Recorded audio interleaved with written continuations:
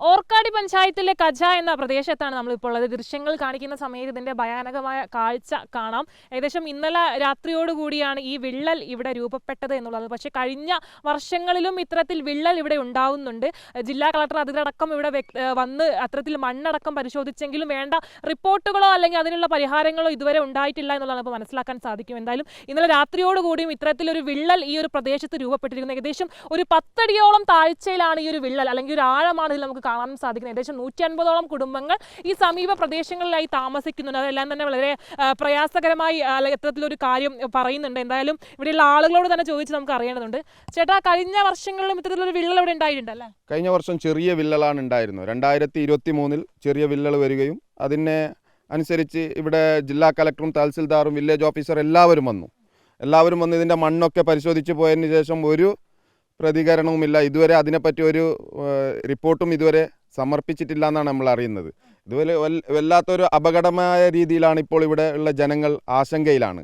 ഇത്രയും മുമ്പ് തന്നെ ഇങ്ങനെ ഒരു അപകട സൂചന തന്നിട്ട് പോലും അധികൃതർ ഇതിനെപ്പറ്റിയൊന്നും മുന്നോട്ട് വരുന്നില്ല എന്നത് വളരെ ദൗർഭാഗ്യകരമാണ്. തീർച്ചയായും ഇത് ആയതിനു ശേഷവും പിന്നെ ഉദ്യോഗസ്ഥർ വരുന്നുണ്ട്, നോക്കി പോകുന്നുണ്ട്. ഇതിപ്പോൾ നോക്കിയ റോഡ് പോയിക്കൊണ്ടുണ്ടായ ഒരു റോഡാണ്. ഈ റോഡ് 10 അടിയിൽ നിന്ന് കൂടുതൽ ഒന്നാകെ ഇരുന്നിരിക്കുന്നത്. ഇത് ഇരുന്നത് വലിയ കുന്നിൻ്റെ ഒരു ഭാഗം മൊത്തം ഇങ്ങനെ ഇരുന്നിട്ടാണല്ല, കാലൊരു ചെറിയൊരു പൊട്ടൽ മാത്രമല്ല, ഒരു കിലോമീറ്ററോളം ഇങ്ങനെ രണ്ടായി പിളർന്നിട്ടാണുള്ളത്. ഇത് ഏത് സമയത്തും വലിയൊരു അപകടത്തിലേക്ക് കടക്കാനുള്ള സാധ്യതയാണ് കാണുന്നത്. ആളുകളൊക്കെ സഞ്ചരിക്കുന്ന റോഡ് കൂടിയാണ്. അതന്നെ ഇത് താഴേക്ക് വീടുണ്ട്, ആ താഴെ വീടിൻ്റെ പോകുന്ന സ്ഥലമാണ്.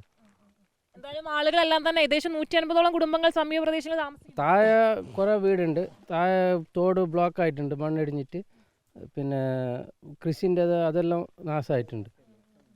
എന്തായാലും ഇത് അധികാരികൾ അത് വേണ്ട വിധം നോക്കുന്നില്ല എന്ന് തോന്നുന്നു. കാരണം കഴിഞ്ഞ പ്രാവശ്യമേ ഇത്തരത്തിലൊരു സംഭവം ഉണ്ടായിട്ടും വേണ്ട വിധം പരിഹാര നടപടികളൊന്നും ആയിട്ടില്ല.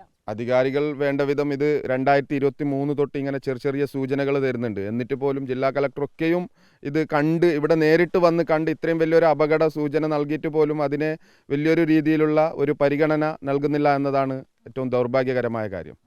അതുതന്നെയാണ് നമുക്ക് ഈ ദൃശ്യങ്ങളൊന്ന് പാൻ ചെയ്യുന്ന സമയത്തടക്കം അതിൻ്റെ ഒരു അപകടാവസ്ഥ മനസ്സിലാവുന്നതാണ്. ഏകദേശം 10 അടിയോളം താഴ്ചയുണ്ട് എന്ന് പറയുമ്പോൾ നമ്മൾ അതിൻ്റെ ഒന്ന് വ്യക്തമായി തന്നെ ഇത് പരിശോധിക്കാം. കാരണം ഒരുപാട് 150ഓളം കുടുംബങ്ങൾ സമീപ പ്രദേശങ്ങൾ താമസിക്കുന്നതുകൊണ്ട് തന്നെ ഇവിടെ എല്ലാം തന്നെ വളരെ ആശങ്കയിലാണ്.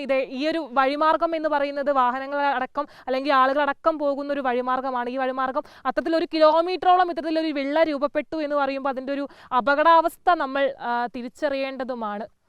വീഡിയോ ജേർണലിസ്റ്റ് രഞ്ജിത്ത് മണിപ്പാടിക്കൊപ്പം റിപ്പോർട്ടർ അർച്ചന രവീന്ദ്രൻ, റിപ്പോർട്ടർ കാസർഗോഡ്.